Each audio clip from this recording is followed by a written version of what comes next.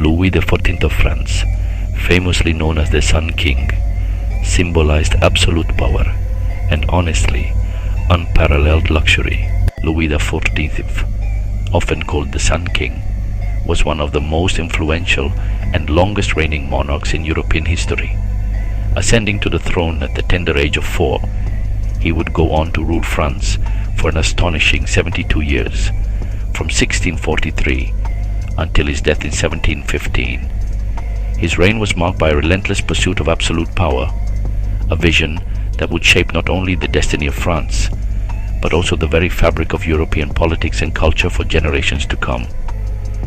Louis XIV's rule was characterized by his belief in the divine right of kings, the idea that his authority to govern was granted directly by God, making him answerable to no one but the heavens themselves. This belief fueled his ambition and his desire to centralize power, ensuring that every decision, every law, and every aspect of French life flowed from his will alone.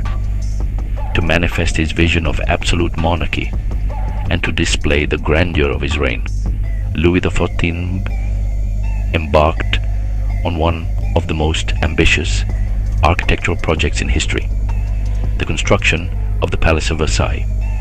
Originally a modest hunting lodge built by his father, Louis XIII, Versailles was transformed under Louis XIV's direction into a sprawling palace complex that would become the very symbol of royal extravagance and power. The palace, with its endless halls, ornate rooms, and meticulously designed gardens, was not just a residence, it was a statement. Every inch of Versailles was crafted to impress, to awe, and to remind all who entered of the king's unrivaled authority. The gardens alone, stretching over 800 hectares, were a marvel of landscape architecture, featuring geometric patterns, grand fountains, and sculptures that celebrated the glory of the Sun King. The sheer scale and opulence of Versailles set a new standard for royal courts across Europe, inspiring monarchs from England to Russia to emulate its splendor. But Versailles was more than just a palace. It was the heart of Louis XIV's court and the center of political power in France. Here, the king gathered the nobility from across the country, requiring them to live at court for much of the year. This was a calculated move. By bringing the nobles to Versailles, Louis XIV could keep a close watch on them, curbing their independence and ensuring their loyalty. Life at Versailles was governed by a strict code of etiquette, with elaborate rituals dictating everything from how one greeted the king to how one dressed and dined. The daily routine at court revolved around the king's schedule, with nobles vying for the honor of participating in ceremonies such as the lever, when the king rose in the morning, and the kucha, when he retired at night.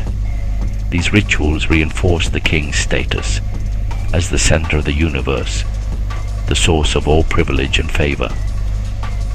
The Hall of Mirrors, perhaps the most famous room in the palace, was the stage for grand receptions, balls, and diplomatic gatherings. Its glittering surfaces, reflecting the wealth and power of the French monarchy. Yet, beneath the surface of opulence and ceremony, life at Versailles could be stifling. The constant competition for the king's attention, the rigid hierarchy, and the lack of privacy created an atmosphere of intrigue and tension. For many courtiers, the palace was both a place of opportunity and a gilded cage, where every action was scrutinized and every relationship could make or break a career. Through this system, Louis XIV maintained tight control over his subjects, ensuring that the nobility remained dependent on his favor and unable to challenge his authority. In this way, the Palace of Versailles was not just a monument to extravagance. It was a carefully constructed instrument of power, designed to keep the king's subjects, both noble and common, firmly under his watchful eye. He also exercised complete control over French politics, directing every economic and military decision to secure the grandeur of the state and, of course, his personal legacy. But what did this control truly look like in practice? To understand the depth of his authority, we must step inside the gilded halls of Versailles, where every corridor echoed with the king's will. Louis XIV, often called the Sun King, believed that the monarchy should be the absolute center of power. He famously declared, "L'État, c'est moi."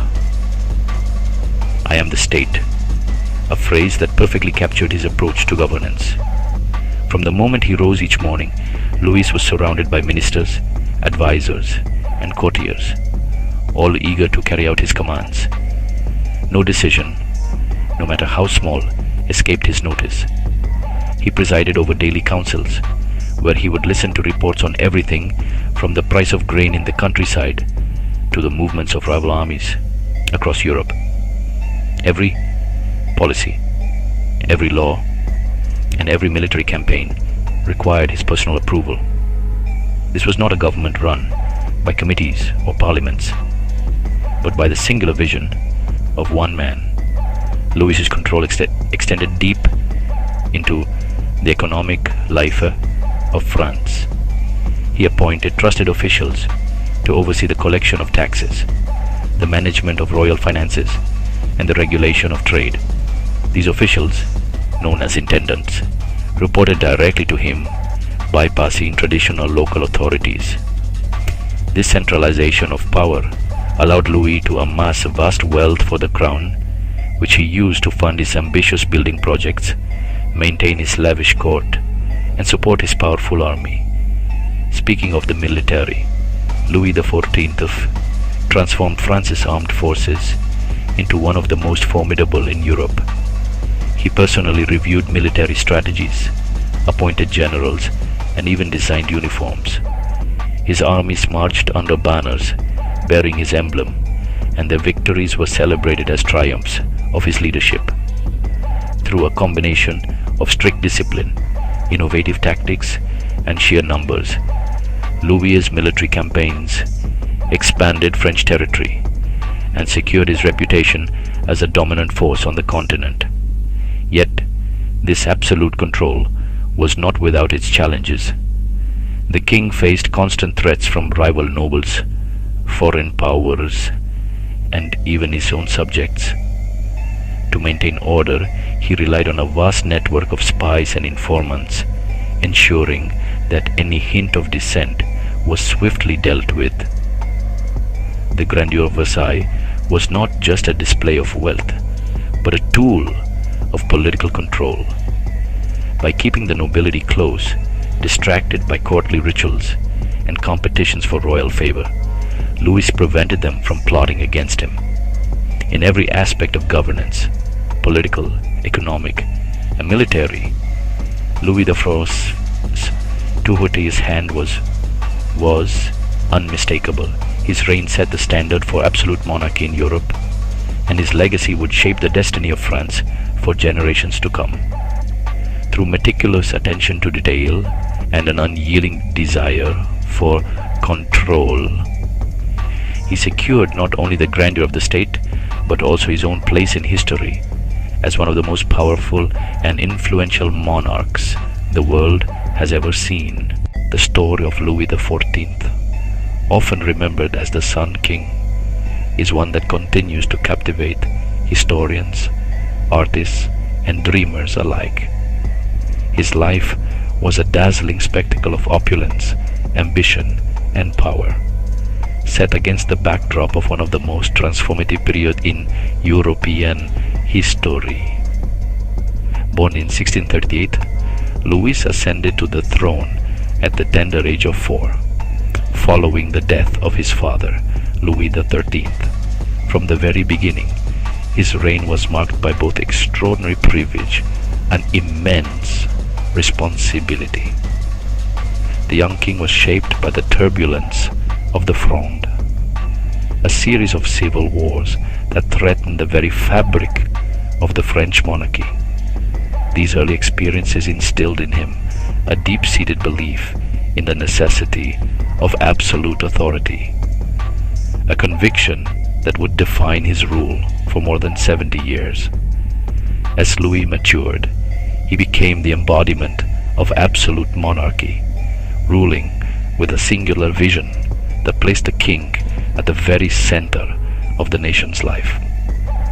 His famous declaration, "L'État, c'est moi," I am the state, was not mere rhetoric, but a guiding principle. Louis surrounded himself with loyal ministers and advisors, yet he made it clear that ultimate authority rested with him alone. The court he built at Versailles was not just a residence, but a stage upon which the drama of royal power played out daily. Every ritual, every gesture, every detail of court life was carefully orchestrated to reinforce the king's supremacy. Nobles from across France were drawn to Versailles, eager to bask in the Sun King's radiance, but also subtly bound by the golden chains of etiquette and dependence.